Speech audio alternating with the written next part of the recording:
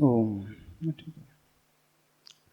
सुश्रद्धा मम ते मते स्मृतिरपि त्वय्यर्चनं चापि ते हस्तावञ्जलये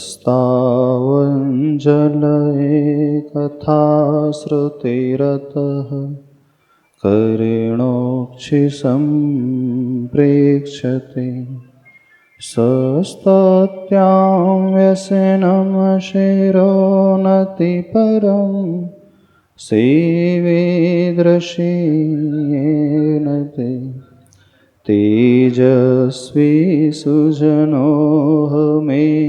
सुकृते तेनैव तेजः पते तेनैव तेजः पते। देवादिदेव अतिशयकारी से चिंतामणि पार्श्वनाथ भगवान की, गुरुनाम गुरु आचार्य भगवान श्री ज्ञान सागर जी महाराज की, संत श्रोमणी आचार्य भगवान गुरुदेव श्री विद्यासागर जी महाराज की।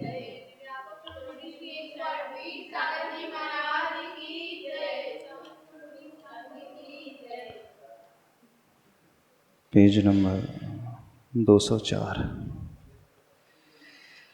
वर्णन नारी समाज को लेकर के चल रहा है। भिन्न भिन्न नामों से स्त्री जाति जानी जाती है। नाम के अनुसार उसकी व्युत्पत्ति पूज्यवर गुरुदेव कर रहे हैं और वह नाम गुणों की ओर लेकर के जाने वाला होता है। नाम का अपने आप में बहुत महत्व होता है। आगम में नाम निक्षेप का वर्णन आता है। व्यवहार चलाने के लिए नाम की आवश्यकता होती ही है। नाम जो रखे जाते हैं, प्रत्येक नाम का कोई ना कोई अर्थ अवश्य होता है। व्यक्ति अपने जीवन में नाम को लेकर के अर्थ की ओर यदि दृष्टि ला ले तो अपने जीवन को बदल करके रख सकता है। पर प्राय यह होता है, दुनिया ये सोचती ही नहीं है कि जो नामकरण हमारा हुआ है अथवा जिस नाम से हम जाने जाते हैं, उस नाम के अनुरूप हम किस प्रकार के हैं, कितना उसको हम एक्चुअली अपने जीवन में घटित करते हैं, नहीं कर पाते हैं।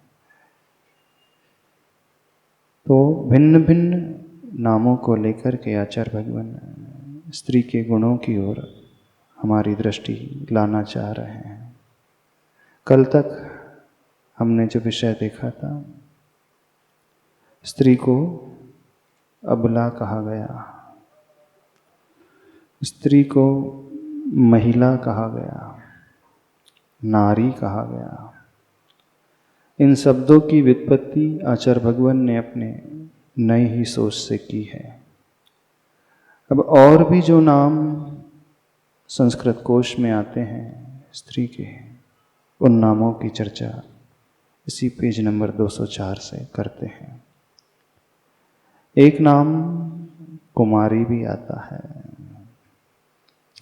और वह क्या होता है? कु यानी पृथ्वी, माँ यानी लक्ष्मी और री यानी देने वाली। क्या कहा गया? पृथ्वी लक्ष्मी जो देने वाली होती है वह कुमारी कहलाती है।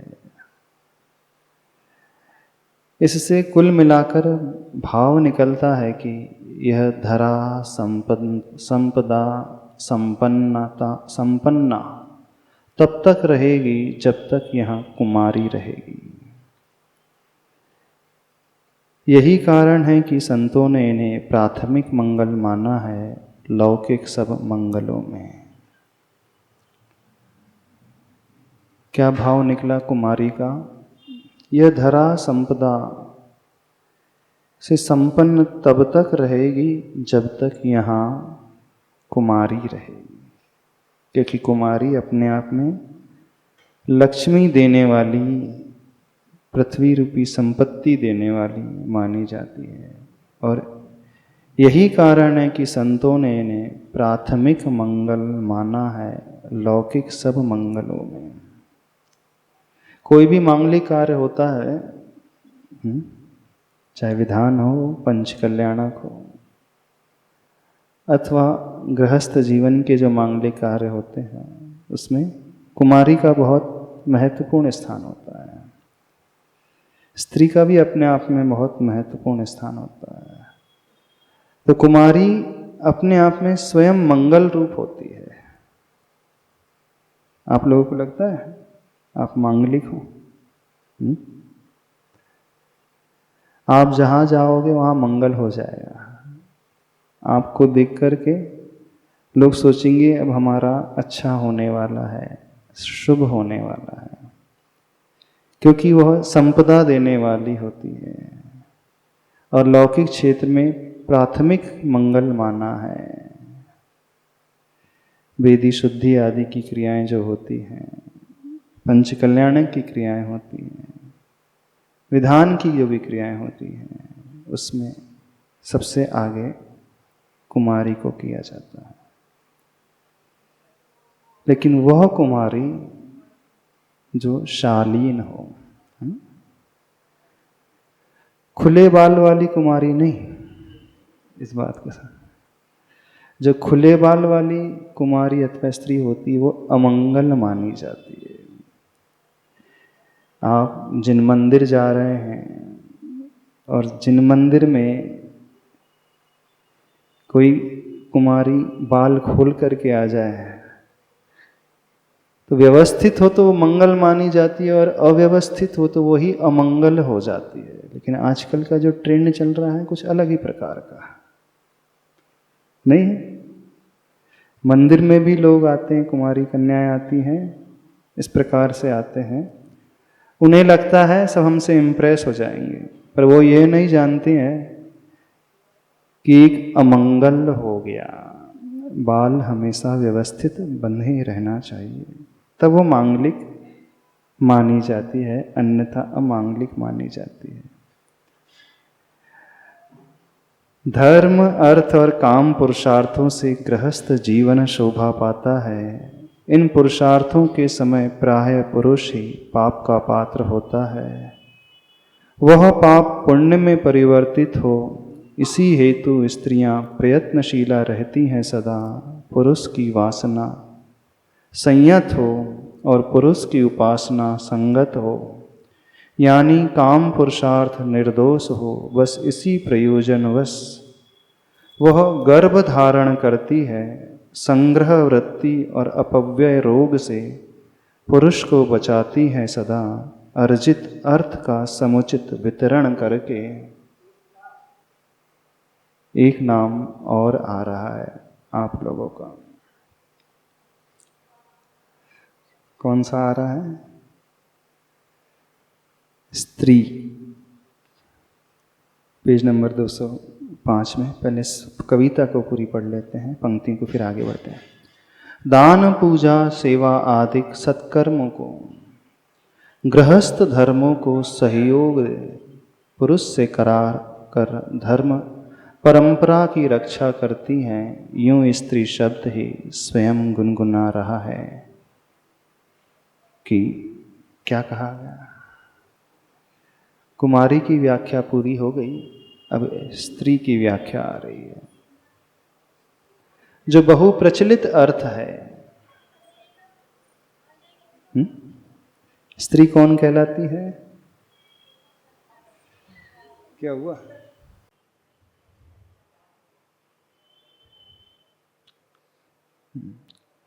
कहाँ चल रहा था? Page number 205। कुमारी शब्द की व्याख्या के पश्चात आचार्य भगवान स्त्री शब्द की व्याख्या कर रहे हैं।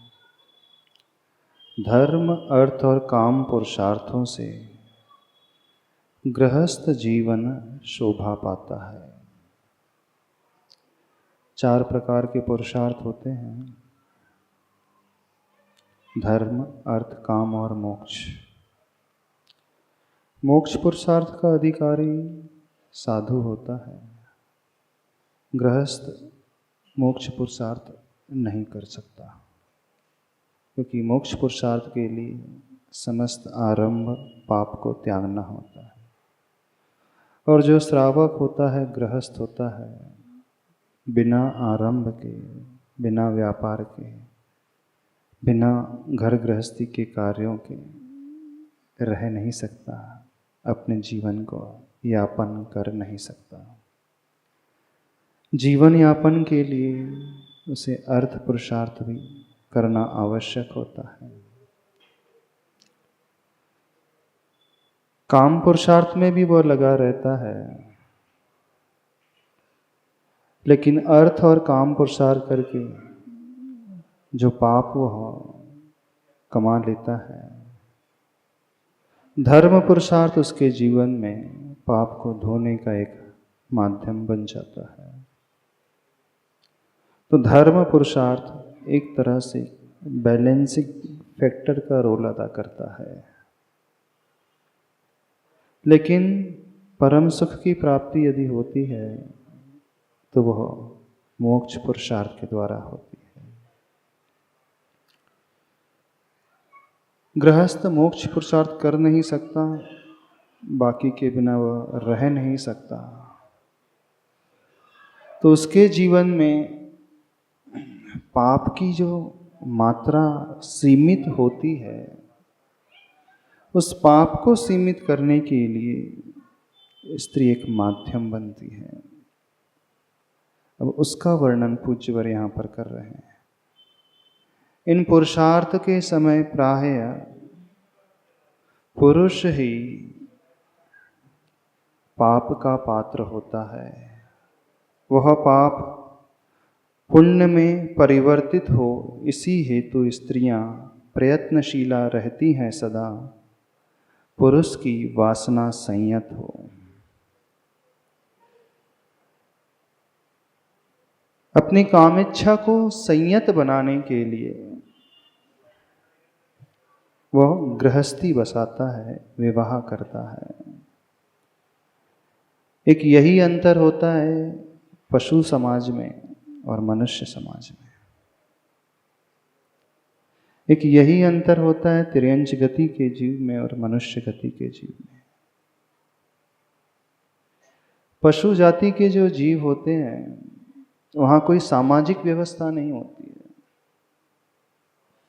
अपनी इच्छाओं को पूर्ण करने के लिए ना ही कोई विवेक होता है, ना ही कोई क्षेत्र आदि होता है, ना ही कोई काल होता है, और ना ही कोई एक प्रकार का द्रव्य निश्चित होता है। जब भावना पैदा हो जाती है तो अपनी भावनाओं की पूर्ति के लिए वे जीव इस प्रकार से आलम्बन ले लेते हैं। लेकिन मनुष्य चूंकि चारों संज्ञाओं से ग्रसित हर संसारी प्राणी होता है, आहार संज्ञा, भय संज्ञा, मैथुन संज्ञा और परिग्रह संज्ञा। अब मैथुन संज्ञा को सीमित करने के लिए सामाजिक बंधन वह मनुष्य पुरुष स्वीकारता है, जिसके भीतर इतनी क्षमता हो जाती है उत्पन्न, वह पूर्ण रूप से उस पर विजय प्राप्त कर लेते हैं और आजीवन ब्रह्मचर्य व्रत को अंगीकार कर लेते हैं। लेकिन जिन पुरुष के भीतर इतनी क्षमता नहीं होती है,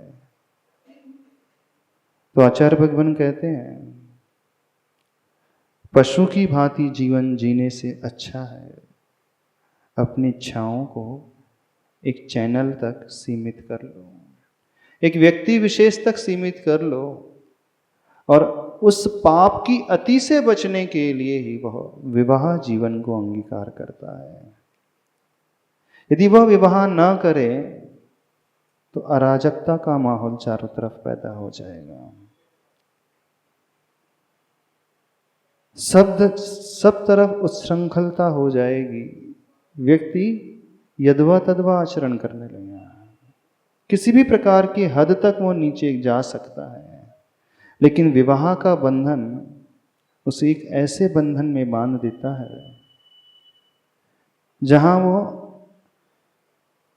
शील के ऊपर पूर्ण विजय तो नहीं प्राप्त कर पाता है, किंतु अपने शील को एक सीमित दायरे तक स्थित करके अवश्य रख लेता है।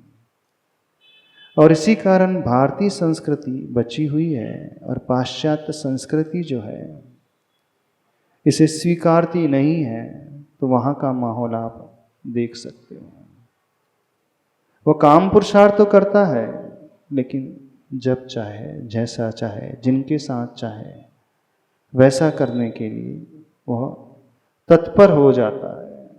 और उसी का परिणाम है आज का जो माहौल है। कैसा माहौल है?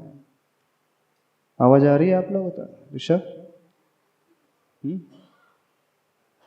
आवाज आ रही है? क्यों? ठीक। आज का जो माहौल बन गया है, काम पुरुषार्थ को भूलने के कारण, सही तरीके को भूलने के कारण स्थिति पूर्ण तरह से आउट ऑफ कंट्रोल होती चली जा रही है। एक नया कंसेप्ट आ गया है आज के ज़माने में। कौन सा कंसेप्ट? बिना विवाह किए साथ रहने का कंसेप्ट, जिसे कहा जाता है लिव इन रिलेशनशिप। व्यक्ति अपनी वासना को तो जीत नहीं पा रहा है, उसकी पूर्ति में लगा है, लेकिन वह बंधन भी स्वीकारना पसंद नहीं करता। बोले हम क्यों बंधन में बंध करके रहें? जब जैसी इच्छा होगी, जिनके साथ रहना है जितने समय तक रहें, उसके बाद हम भी फ्री और आप भी फ्री, है ना। वेस्टर्न कल्चर बिल्कुल ऐसा ही है और इसी प्रकार वो रहने लगे। और आजकल बहुत सारी मेट्रो सिटीज़ में आज का पढ़ा लिखा वर्ग, फिल्म इंडस्ट्री के बहुत सारे लोग इस हद तक गिरते चले जा रहे हैं। इसमें वो बड़े टेंशन फ्री रहते हैं। बोले हम किसी से बंधे तो नहीं हैं, जब तक मन मिलेगा तब तक साथ रहेंगे, नहीं है तो हमारी दिशा अलग, उसकी दिशा अलग। फिर कोई नया पार्टनर मिल जाएगा, उसके साथ उतने समय तक रहेंगे, उनसे जब तक बनेगी तब तक साथ रहेंगे, फिर उसके बाद फिर बदल लेंगे। जैसे आज के ज़माने में लोग मोबाइल बदलते हैं ना, वैसे ही वेस्टर्न कल्चर में लोग अपने पार्टनर बदलते हैं। पता है आपको? और इसमें बड़ा वो सुकून महसूस करते हैं। किसी को कोई टेंशन नहीं। ये स्थिति आज वर्तमान में होते चले जा रही है। जैसे सामने वाला पार्टनर कोई इंसान नहीं हो, एक जड़ वस्तु हो। जब तक मन लगेगा उसे साथ रखेंगे, नहीं है तो मोबाइल एक्सचेंज ऑफर में दे करके नया खरीद लेते ना, तो अपन किसी से इंटरचेंज कर लेंगे, किसी से बदल लेंगे। समझ में आ रही है बात? ये बहुत बड़ा टॉपिक है, इसे हम आज उठा रहे हैं। वैसे अन्य दिन उठाना था, लेकिन अब चूंकि प्रसंग आ गया है तो उसे ही ले लेते हैं। आज का युवा वर्ग जो पढ़ा लिखा है बाहर चले जाता है पढ़ने के लिए। कॉलेज में आपकी घर की बच्चियां हैं, गर्ल्स हैं, बॉयज़ हैं, उनको भी कंसेप्ट बड़ा पसंद आ रहा है, बड़ा अच्छा लगता है। बोले क्यों अच्छा लगता है? एक तो बंधन नहीं है, फिर कोई कोर्ट केस की भी आवश्यकता नहीं है, जब तक इच्छा होगी ठीक है। और दूसरा बोले इसमें एक फैसिलिटी रहती है। बोले क्या फैसिलिटी रहती है? बोले नया नया जीवन साथी मिल जाता है और उसमें बोरिंग नहीं होती है। यह संस्कृति पाशविक संस्कृति मानी जाती, पशु की संस्कृति है। पशु का जीवन भी बिल्कुल ऐसा ही होता है। पशु किसी से बंधा नहीं रहता है। आज किसी के साथ वो अपनी इच्छा की पूर्ति कर लेता है, कल किसी दूसरे के साथ कर लेता है, और यहाँ तक कि जिसके द्वारा उसका जन्म हुआ है उसके साथ भी वो कर लेता है। बिल्कुल होता है। पशुओं में विवेक नहीं होता है, बुद्धि नहीं, ज्ञान नहीं है। वह सिर्फ संज्ञा के कारण उसकी पूर्ति में लगे हैं और कुछ भी करने को तत्पर हो जाते हैं। लेकिन आज का पढ़ा लिखा, तथाकथित पढ़ा लिखा व्यक्ति, पढ़े लिखे बच्चे, so called well educated boys and girls, है ना, उनको ये कंसेप्ट बड़ा अच्छा सा लगता है और लगने लगा है। बाहर हॉस्टल में जाते हैं, पढ़ने के लिए रहते हैं वहीं पे, और ना जाने क्या क्या करने के लिए वो तैयार हो जाते हैं। और सबसे बड़ी विचित्रता, विडंबना यह है कि मन में यह भाव भी नहीं आता हम गलत कर रहे हैं, हम पाप कर रहे हैं। बोले आज के ज़माने में तो सब चलता है, बोले ट्रेंड ही ऐसा है, फ्रेंड सर्कल ही इस प्रकार से रहने वाले हैं। बोले जब वो कर रहा है उसे कोई प्रॉब्लम नहीं है, तीसरा कर रहा है उसे कोई प्रॉब्लम नहीं, तो हम कर लें तो क्या प्रॉब्लम है। और जो नहीं करता है वो पुराने ख्यालों वाला माना जाता है। हाँ, देखा होगा आप लोगों ने ऐसा माहौल, नहीं देखा? जो बाहर जाते हैं बच्चे पढ़ने के लिए, देखा होगा कि नहीं? टीवी में देखा होगा, मूवीज में देखा होगा।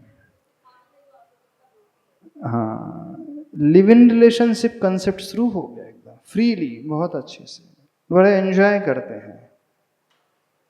वो संवेदनाओं से शून्य रहते हैं, भावों की कद्र करते नहीं, रिश्ते नाते की कोई कद्र नहीं है। वो ये भूल जाते हैं अभी तो ठीक है, लेकिन फ्यूचर क्या होगा, सामाजिक व्यवस्था कैसे चलेगी, संस्कृति कैसे बचेगी, नई पीढ़ी क्या संस्कार लेकर के पैदा होंगी, और पैदा हो भी गई तो वो क्या शिक्षा ग्रहण करेगी। तो उन्होंने एक इसका सॉल्यूशन ही ढूंढ लिया है, तो बच्चे पैदा ही क्यों करना। सिंगल मदर कंसेप्ट भी आ गया है। ज़्यादा हुआ तो अपन एडॉप्ट कर लेंगे, बहुत सारे अनाथालय में मिलते हैं। हाँ, जो फीमेल है वो अपनी सुंदरता खोना नहीं चाहती है, क्योंकि जैसे ही माँ बनती है उसकी बॉडी, फिजिकल बॉडी में बहुत सारे चेंजेस आने लगते हैं। तो माँ के पूर्व जो रूप लावण्य होता है, माँ बनने के पश्चात उसमें बहुत अंतर आ जाता है, ऐसे ही है ना। और इस कारण बड़ी बड़ी जो सेलिब्रिटीज़ हैं वो माँ ही नहीं बनना चाहते। क्यों?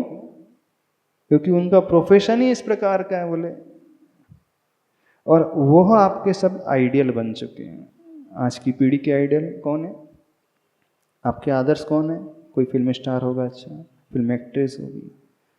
जो अच्छे से जीवन जीते हैं, चरित्रवान पुरुष, चरित्रवान महिलाएं, शीलवान शीलवती महिलाएं, वो किसी के आदर्श नहीं है। हाँ, या तो फिल्म सेलिब्रिटी होगी अथवा स्पोर्ट्स सेलिब्रिटी होगी, बस वो ही सबके आदर्श, सबके आइडियल बन करके चल रहे हैं। और जैसा वे करते हैं उसी के अनुरूप आज की युवा पीढ़ी उसको फॉलो कर करके आगे बढ़ रही है। और वह कहते हैं हम पढ़े लिखे हैं, समझदार हैं, मॉडर्न जमाने के अनुसार चल रहे हैं। ऐसा ही नहीं है? आपके फ्रेंड्स भी होंगे ना ऐसा? नहीं है? होंगे, कई लोगों के होंगे जो इंजीनियरिंग कॉलेजेस में पढ़ते हैं, मेडिकल कॉलेजेस में पढ़ते हैं। देख लेना उनकी हालत क्या है आज की। जो आउट ऑफ सिटी चला गया, यहाँ से बर्थ प्लेस से बाहर चला गया, टोटल फ्रीडम उसके पास रहती है, कोई बंधन नहीं है, कोई रोकने वाला नहीं, कोई टोकने वाला नहीं। और बिना बंधन के क्या हाल होगा? कटी पतंग का क्या हाल होता है? जो पतंग कट जाती है क्या हाल होता है? कहीं पर भी जाकर के गिर जाती है, चौराहे पर गिर जाती है तो छिन्न भिन्न हो जाती है, उसका जीवन ही नहीं बचता। इतने सारे उसे लूटने वाले रहते हैं, पकड़ने वाले रहते हैं, वो फट कर के रह जाती है, अपने अस्तित्व को खो देती है। कौन सी पतंग अपने अस्तित्व को खोती है? आचार्य भगवान ने एक दोहा लिखा है, इस दूर पर मैं सुखी आस्था लिए अभंग, ससूत्र बालक खुश रहे नभ में उड़े पतंग। जब तक वह डोर से बंधी रहती है पतंग, तभी तक सुरक्षित रहती है और वह बालक भी बड़ा प्रसन्न खुश रहता है। और जैसे ही वह डोर टूट जाती है तो पतंग की हालत सभी लोग जानते हैं। तो बंधन टूटते ही वह अपने अस्तित्व को खो देती है। तो जो व्यक्ति जीवन में बंधन पसंद नहीं करता है, जिसे अच्छा नहीं लगता है किसी भी बंधन से बंधना, ना ही वो पेरेंट्स के बंधन में रहना चाहता है, ना ही वो हस्बैंड वाइफ के बंधन में रहना चाहता है, ना ही अन्य कोई बंधन में। बोले बंधन सो दुख का कारण, तर्क क्या दिया जाता है? बंधन है तो दुख है, विकल्प है, और निर्बंध जो होता है वह निर्विकल्प रहता है। बोले इस कारण हम स्वतंत्र रहेंगे, आनंद में रहेंगे, जीवन में ऐशो आराम से रहेंगे, जब तक जीना है बढ़िया भोगते हुए जीवन बिताएंगे। फिर मरने के बाद किसने देखा है कौन कहाँ चला जाएगा। और जीवन तभी तक है जब तक शरीर में शक्ति है, दम है, जब तक शारीरिक सुंदरता है तभी तक है, उसके बाद क्या है? ऐसी मानसिकता बनते जा रही है कि नहीं? नहीं बनते जा रही है। बिल्कुल आज की जो नई पीढ़ी है, न्यू जनरेशन है, उसकी सोच ऐसी ही बनते जा रही है और उसे बड़ा आनंद आता है। आता है कि नहीं आनंद? नहीं आता, बहुत आनंद आता है। तो समझो आप क्या सीख रहे हो और आपके बच्चे क्या सीख रहे हैं। क्या वो होंगे भविष्य में? क्या वो देश के लिए देंगे? क्या समाज के लिए देंगे? क्या धर्म के लिए देंगे? क्या वो आने वाली पीढ़ी के लिए देंगे? कुछ देंगे कि नहीं? या जिसका स्वयं का अस्तित्व नहीं रहेगा तो वह दूसरों को क्या दे पाएगा? तो पूज्य आचार्य भगवान कहते हैं, विवाह जो करता है, काम पुरुषार्थ को अपनाता है पुरुष, किस लिए?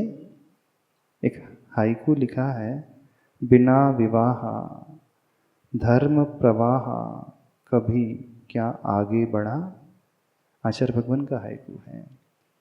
यानी विवाह जो किया जाता है गृहस्थ के द्वारा, काम पुरुषार्थ जो किया जाता है गृहस्थ के द्वारा, उसका उद्देश्य धर्म प्रवाह को आगे बढ़ाने का होता है, न कि अपनी वासना की पूर्ति का उद्देश्य होता है। लेकिन ऐसी सोच रखने वाले आजकल कहाँ मिलेंगे? सबकी सोच अलग ही प्रकार की है।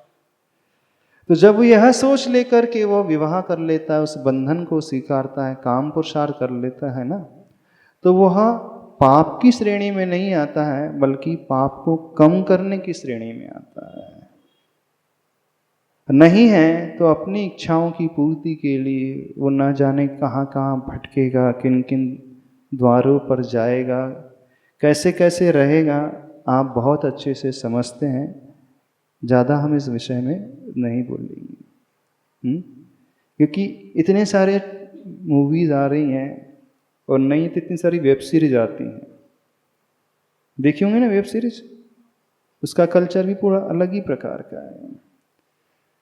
फिर भी मूवीज़ में तो एक सेंसर बोर्ड होता है, वेब सीरीज का तो कोई सेंसर बोर्ड ही नहीं है। मूवीज़ देखने के लिए आपके बच्चे को थिएटर में जाना पड़ता है, बाहर जाना पड़ता है, और वेब सीरीज देखने के लिए कहीं नहीं जाना पड़ता है। उसके हाथ में मोबाइल है, ओवरनाइट वो क्या कर रहा है आपको पता ही नहीं। स्टडी करता है कि वेब सीरीज देखता है, कौन सी वीडियोस देखता है, क्या सर्च करता है, कहाँ लगे रहता है? तो चेक कर लेना, अपने बच्चों के मोबाइल उठा कर के हिस्ट्री देख लेना, पता चल जाएगा। देखते बन जाएगा हिस्ट्री। नहीं है तो उन लोगों से पूछ लेना कैसे चेक किया जाता है। भले ही वो ब्लॉक भी क्यों ना कर दें, सिक्योरिटी कोड भी क्यों ना डाल दें, फिर भी एक ऐसी व्यवस्था होती है कि व्यक्ति चाहे तो अपने बच्चों के मोबाइल को चेक कर सकता है, और उससे आपको आइडिया लग जाएगा कि आपके बच्चे कितने संस्कारवान हैं अथवा अपने संस्कार को खो रहे हैं। क्या समझ में आ रहा है? तो स्त्री जो होती है वो पाप में साधक नहीं होती है, पाप को कम करने में साधक होती है। उस पुरुष की वासना को सीमित बनाने में साधक होती है। इसलिए वह विवाह को स्वीकार करती है, न केवल पुरुष की बल्कि स्वयं की वासना को भी वह सीमित बनाने में साधकतम होती है। इसलिए वह इस प्रकार के सामाजिक बंधन को एक्सेप्ट करके चलती है। उसे समझ में आ रहा है? नहीं समझ में आ रहा है? आप अपने सबने अपने अपने बच्चों को बाहर भेजा है पढ़ने के लिए। प्राय सबके बच्चे अच्छी सिटीज में पढ़ेंगे। जो छोटे गांव में रहता है वो बॉम्बे, दिल्ली, पुणे, बेंगलुरु भेज देगा, जो वो वहाँ रहता है वो अब्रॉड भेज देता है। ऐसी है। बोले वहाँ जाकर के उसे अच्छी क्वालिटी की एजुकेशन मिलेगी। हाँ, शिक्षा तो मिल जाएगी लेकिन कैरेक्टर चला जाएगा, चरित्र चला जाएगा। एजुकेशन इम्पोर्टेंट है कि कैरेक्टर इम्पोर्टेंट है? कैरेक्टर इम्पोर्टेंट है कि कैरियर इम्पोर्टेंट है? हर बच्चे के लिए कैरियर इम्पोर्टेंट है, कैरेक्टर की कोई चिंता नहीं कर रहा है। जितने भी बच्चे अथवा बच्चियाँ आती हैं वो यही बोलती हैं, महाराज जी कैरियर बनाना है। क्यों? कोई कमी है? नहीं, घर में कोई कमी नहीं है, फाइनेंशियल कोई प्रॉब्लम नहीं है, लेकिन हम इतना पढ़ रहे हैं, इंजीनियरिंग कर रहे हैं, सीए कर रहे हैं, एलएलबी कर रहे हैं, तो क्यों कर रहे हैं? आखिर हम भी तो अपने पैरों पर खड़ा होना चाहते हैं। तो वो कैरियर के चक्कर में कहाँ कहाँ चले जाते हैं, और जो कैरियर के चक्कर में बहुत आगे बढ़ने की कोशिश करता रहता है, प्राय लोगों का कैरेक्टर गायब हो जाता है। इसलिए गायब हो जाता है कि फ्रेंड सर्कल इस प्रकार का उन्हें मिल जाता है, और जब ऐसा फ्रेंड सर्कल मिल जाता है तो स्वयं का कंट्रोल ही स्वयं पर नहीं रहता है, और वो उस बहाव में बहते चले जाते हैं, क्योंकि चारों तरफ का माहौल इसी प्रकार का है। रहने वाले क्लासमेट्स, रूममेट्स जो भी होते हैं वो सब ऐसी सोच को रहकर लेकर के रहते हैं, पढ़ते हैं। तो अग्नि के निकट घी कब तक सुरक्षित रहेगा? कब तक सुरक्षित रहेगा? नहीं रह सकता। तो ऐसा वातावरण, एनवायरनमेंट जब चारों तरफ मिलता है तो वह बालक अथवा बालिका भी अपने आप का संयम स्वयं पर नहीं रख पाता है, रख पाती है, और अपने आप को खो देते हैं। जब तक आपको ये पता चलता है तब तक बात बहुत आगे बढ़ जाती है, आउट ऑफ कंट्रोल हो जाती है, और आपके बस की बात नहीं रहती है। फिर मजबूरी में आप परिस्थिति को एक्सेप्ट करने से लगते, बोले चलता है, जमाना ही इस प्रकार का चल रहा है ना? क्या कहते हैं?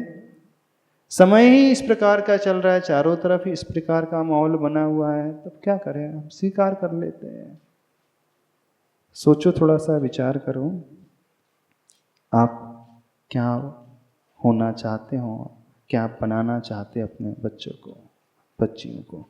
खासकर बच्चियों के लिए कह रहे हैं, क्योंकि वो ज़्यादा एक्स्ट्रा स्मार्ट बन रहे हैं आज के ज़माने में। वो अपने आप को किसी से कम तो मानते नहीं, क्योंकि जिसे पहली बार आज़ादी मिलती है ना, तो जिसने आज तक कुछ नहीं किया वो सब करने की कोशिश कर रहा है। बंधा रहता है ना, जैसे आज तक जिसे कुछ नहीं मिला उपयोग करने के लिए, यूज़ करने के लिए, एकदम से उसे छूटता है तो सबसे पहले अपने उन इच्छाओं को पूर्ण करता है जिसके बारे में सिर्फ सोचता था, देखता था, मूवीज़ में देखता था अथवा देखती थी। बोले अब लिबर्टी पूरी मिल गई है, कोई पूछने वाला नहीं है, सब ऐशो आराम कर लो। सब जीवन में टेस्ट करके देखना चाहिए, चाहे फिर वो ड्रिंक हो, चाहे स्मोकिंग की हो, अथवा डैश डैश डैश, बाकी आप समझदार हैं। और ज़्यादा हम नहीं खोलेंगे क्योंकि वैसे धार्मिक मंच है, लेकिन संस्कृति को बचाना भी उतना ही ज़रूरी है। यदि गुरु नहीं कहेंगे तो कौन कहेगा? जब आप लोग करने में नहीं शर्मा रहे हों तो गुरु महाराज कहने में क्यों शर्माए? वो क्यों पीछे रहे? जब आप करने में बहुत आगे बढ़ गए हों तो गुरु महाराज का एक कर्तव्य होता है। ज्ञानार्णव ग्रंथ में कहा है, धर्म का यदि नाश हो रहा हो, क्रिया विध्वंस हो रही हो, चरित्र यदि नष्ट हो रहा हो तो अप्रष्टैरपि वक्तव्यम, बिना पूछे हुए भी बोलना चाहिए, कहना चाहिए, क्योंकि धर्म तभी सुरक्षित रह सकता है, संस्कार संस्कृति तभी बच सकती है। संस्कृति को बचाना चाहते हो, संस्कृति तो छोड़ दो, अपने आप को बचाना चाहते हो, सोच लेना, विचार लेना, किसके लिए हमने, किस उद्देश्य को लेकर के हमने घर छोड़ा था, पढ़ाई करने के लिए बाहर गए थे, और क्या हम कर रहे हैं। कैसे हमारे घर के बुजुर्ग हैं, पेरेंट्स हैं, कितने विश्वास से उन्होंने हमें भेजा था, और कैसे हम विश्वासघात कर रहे हैं। कितने उन्होंने सपने संजोए होंगे और कैसे आप उनके सपनों को तोड़ रहे हो। ये अभी रियलाइज़ नहीं होगा, कुछ समय के पश्चात बच्चे अथवा बच्चियों को महसूस होगा कि हमने कितनी बड़ी गलती अपने जीवन में कर दी है।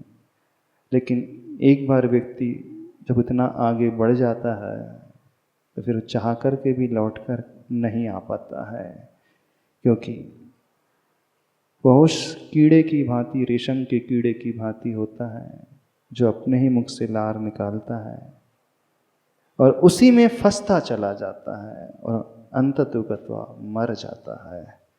तो जब व्यक्ति इतना आगे बढ़ जाता है तो चाह कर के अपने बनाए हुई जाल में, अपनी बनाई हुई चाल में वो फंस जाता है और अपने आप को वो खो देता है। क्या समझ में आ रहा है हम क्या बोल रहे हैं? आ रहा है? नहीं समझ में आ रहा है? आ रहा है ना? तो क्या करोगे? कैरियर के बारे में सोचोगे कि कैरेक्टर के बारे में? हाँ, अब जिनकी जो इस्टेब्लिश हो चुके उनको नहीं कह रहे हैं, लेकिन जो इस पड़ाव में हैं, इस मोड़ में हैं, खासकर उनके लिए कहा जा रहा है, जीवन इतना सस्ता नहीं है। Life is too short to waste. जीवन बहुत छोटा है, अमूल्य है, कीमती है, उसे यूं ही बर्बाद नहीं किया जाना चाहिए, खासकर उन कार्यों में जिसके लिए आपके बड़े बुजुर्ग सिर ना उठा सकें। आगे बढ़ते हैं। पेज नंबर कौन सा चल रहा है अपना?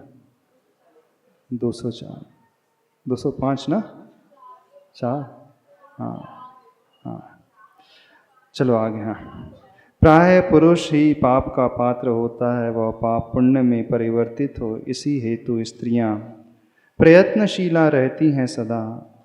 पुरुष की वासना संयत हो और पुरुष की उपासना संगत हो, यानी काम पुरुषार्थ निर्दोष हो, उसकी वासना संयत हो और उसकी उपासना सही हो, प्रॉपर हो, ताकि उसका काम पुरुषार्थ जो है पाप से उसे बचाने वाला साबित हो।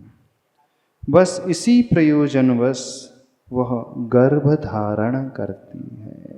स्त्रियां गर्भ क्यों धारण करती हैं? उनकी वासना को शांत करने के लिए और धर्म के प्रवाह को आगे बढ़ाने के लिए, ताकि जो संतान होगी वह धार्मिक संस्कारों से सुशोभित होगी। संग्रह वृत्ति और अपव्यय रोग से पुरुष को बचाती है सदा, अर्जित अर्थ का समुचित वितरण करके। जो समझदार स्त्रियां होती हैं बहुत अच्छे से मैनेजमेंट करना जानती हैं। उनसे अच्छा मैनेजमेंट कोई नहीं कर सकता।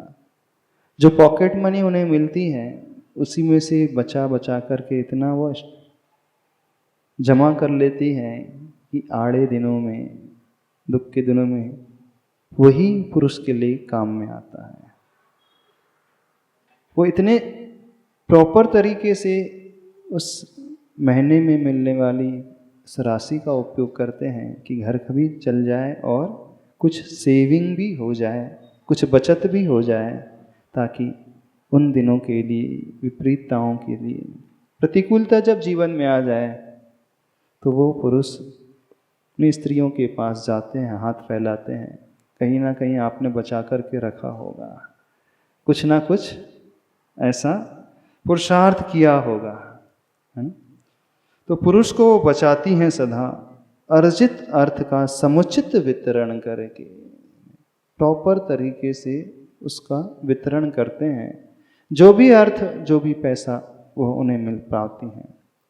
और इसके अलावा अगला पेज नंबर 205, दान पूजा सेवा आदि सत्कर्मों को, गृहस्थ धर्मों को सहयोग दे पुरुष से कराकर धर्म परंपरा की रक्षा करती हैं। यूं स्त्री शब्द ही स्वयं गुनगुना रहा है कि घर में स्त्री ही है जो पुरुष को धर्म मार्ग में लगाने वाली होती है, चाहे बोल बोल करके, जोर जबरदस्ती करके, अथवा किसी और तरीके से। बहुत सारे ऐसे केसेस देखने में आए हैं, जितने पुरुष वर्ग थोड़े बहुत धर्म भी करने लगते हैं तो उसके पीछे किसका हाथ होता है? उनकी स्त्रियों का हाथ होता है। और सद्गृहिणी वही मानी जाती है जो अपने घर के पुरुष वर्ग को धर्म मार्ग की ओर प्रेरित करे, पाप से वो बचाने की कोशिश करे। देखिए आचार्य भगवान कितने अच्छे से लिख रहे हैं, धर्म परंपरा की रक्षा करती हैं। यह स्त्री शब्द स्वयं ही गुनगुना रहा है कि स यानी समशील संयम है, और त्रि यानी क्या लिखा है? 3 अर्थ है, धर्म अर्थ काम पुरुषार्थों में पुरुष को कुशल संयत बनाती है, सो स्त्री कहलाती है। स्त्री शब्द की व्याख्या कैसी हुई? स यानी समशीला संयम, शीलवती, संयम वाली है, और त्रि यानी धर्म अर्थ और काम पुरुषार्थ में उसे प्रॉपर तरीके से मैनेज करती है, सो यह स्त्री शब्द बना है। और स्त्री का स्वभाव ऐसा होना चाहिए। समझ में आ रहा है? नहीं समझ में आ रहा है? तो बहुत सरल है, लेकिन चिंतन करो तो बहुत गहरा है। स्त्री होना बहुत आसान है, लेकिन स्त्री बनना बहुत कठिन है। क्या कहा? स्त्री होना बहुत आसान है, लेकिन स्त्री बनना बहुत कठिन है। होने में कुछ नहीं करना पड़ता है, लेकिन बनने में बहुत कुछ करना पड़ता है, और सारा खेल बनने का है। पुरुषार्थ बनने के लिए होता है, और होने में तो सिर्फ बहना होता है। पानी को नीचे ले जाने के लिए कोई मेहनत नहीं करना पड़ता है। छत से पानी नीचे लाने के लिए मशीन लगती है क्या? टैप ऑन करना पड़ता है बस। और ऊपर ओवरहेड टैंक में पहुंचाना हो तो ऊंचाई में पहुंचाने के लिए बहुत मेहनत करना पड़ता है। और जब इलेक्ट्रिसिटी ना हो तब पूछ लेना क्या हाल होता है। बिजली ना हो तो, वाटर सप्लाई ना हो, उस समय पता चलता है कितनी मेहनत लगती है। तो बनने के लिए पुरुषार्थ करना होता है, ऊंचा उठने के लिए मेहनत करनी होती है, और बहने के लिए कुछ नहीं करना पड़ता है। खुला छोड़ दो, अपने आप बह जाएगा जल, नीचे की ओर अपने आप आ जाएगा। ऊपर उठने के लिए कितने हॉर्स पावर की मशीन लगती है, कितना पसीना बहाना पड़ता है, जब वह जल ऊपर छत तक पहुंचता है, जल जैसी जड़ वस्तु को ऊपर पहुंचाने के लिए इतनी मेहनत करना पड़ता है, तो चेतन को ऊंचाइयों तक ले जाने के लिए कितना पुरुषार्थ नहीं करना पड़ेगा। कभी सोचा है आपने? नहीं सोचा। सोचना। तो आप लोग स्त्री हो कि स्त्री बन गई हो? आगे चले। हमारे प्रश्न का उत्तर कोई देता ही नहीं है। ये तो समझ में नहीं आते हैं या थोड़े से कठिन से रहते हैं, क्या है? समझ में नहीं आ रहा है? नहीं, समझ तो आते होंगे, बहुत सरल है। हाँ, लेकिन उत्तर कठिन है, क्योंकि उत्तर जो है वो बनने रूप वाला है। चलो आगे इस दूसरा शब्द की व्याख्या हुआ। ओ सुख चाहने वालों सुनो, सुता शब्द स्वयं सुना रहा है कि सु यानी सुहावनी। अब एक नया नाम आ रहा है स्त्री का। क्या? सुता। स्त्री को सुता भी कहते हैं।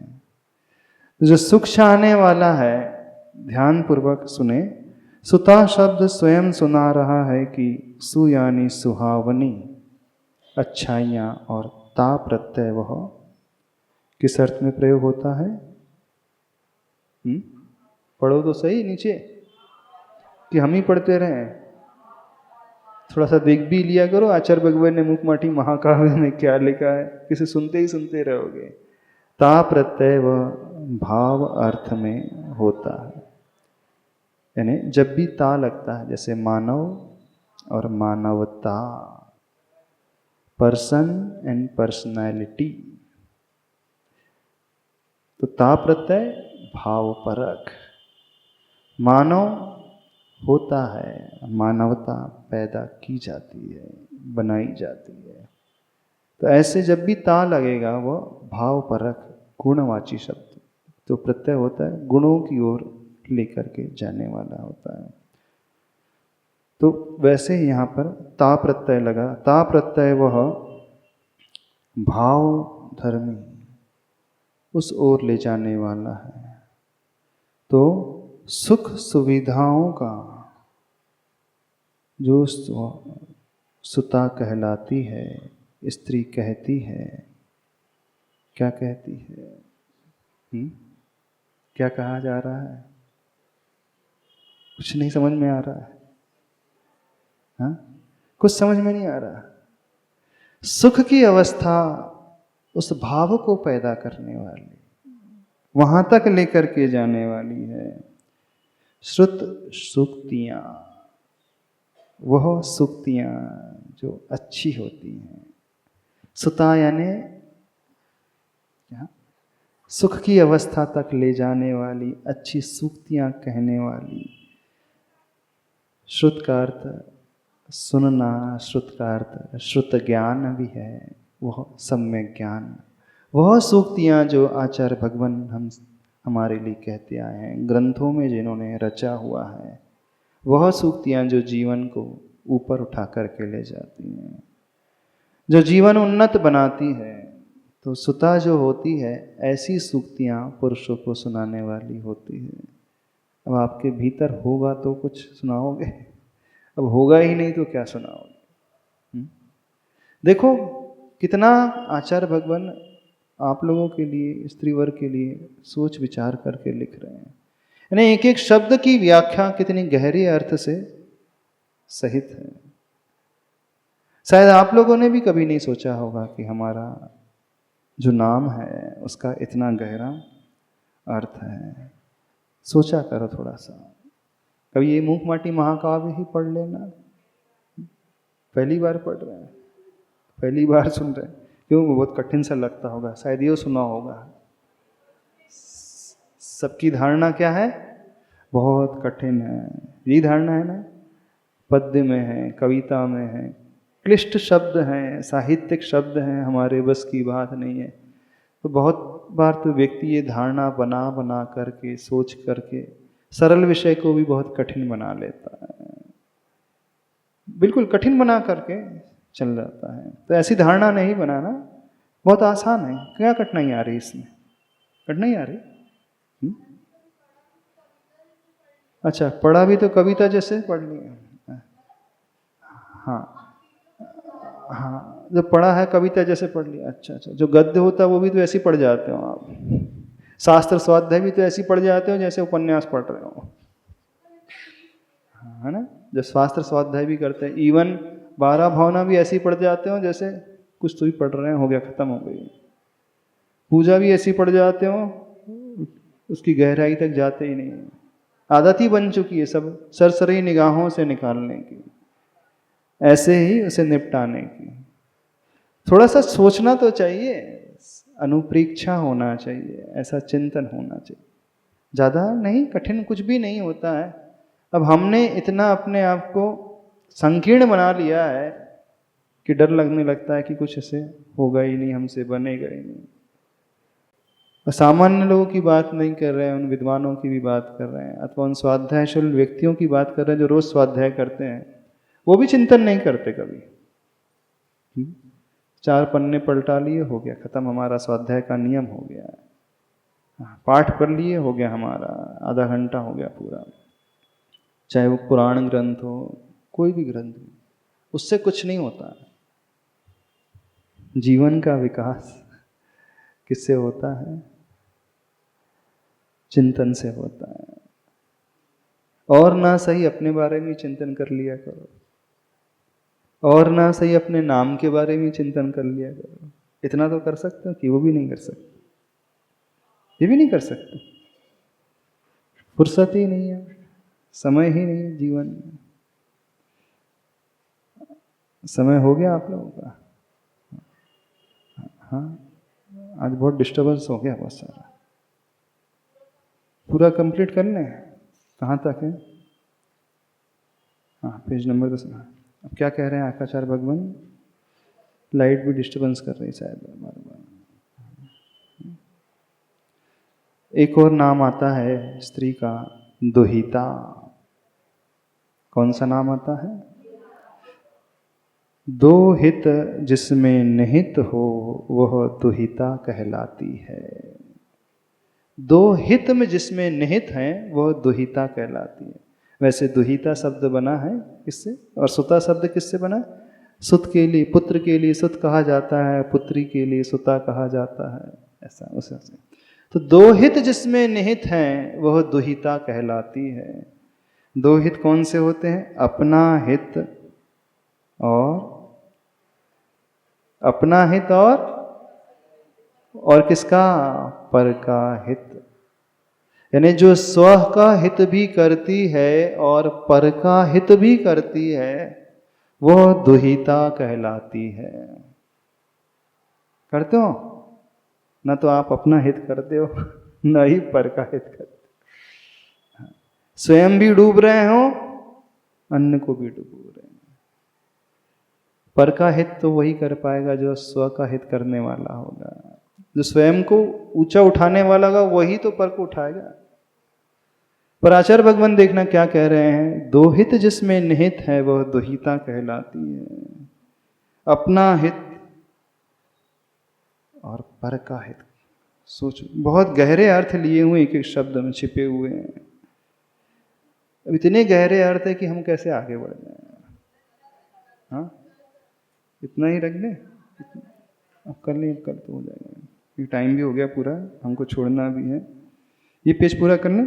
पतित से पतित पति का जीवन भी हित से सहित होता है जिससे वह दुहिता कहलाती है। पृष्ठ पूरा हो गया।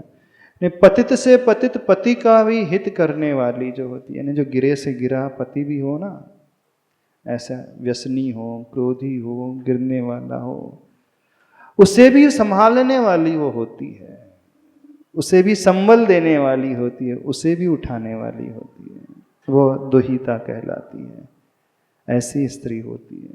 इतने सारे भाव आचार्य भगवान हम सब तक पहुंचाने की कोशिश कर रहे हैं, लेकिन सब यहाँ से सुन करके यहाँ से निकाल करके छोड़ देते हैं। हमें तो ऐसे ही लगता है, बिल्कुल सुन करके छोड़ने वाले हैं, गुनने वाले कोई नजर ही नहीं आते।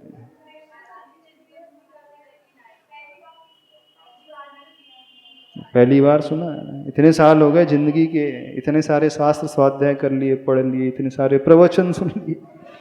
हाँ हाँ, चलो इतना ही रखते हैं। पूरे संत शिरोमणि आचार्य भगवान गुरुदेव श्री विद्यासागर महाराज। हो गया।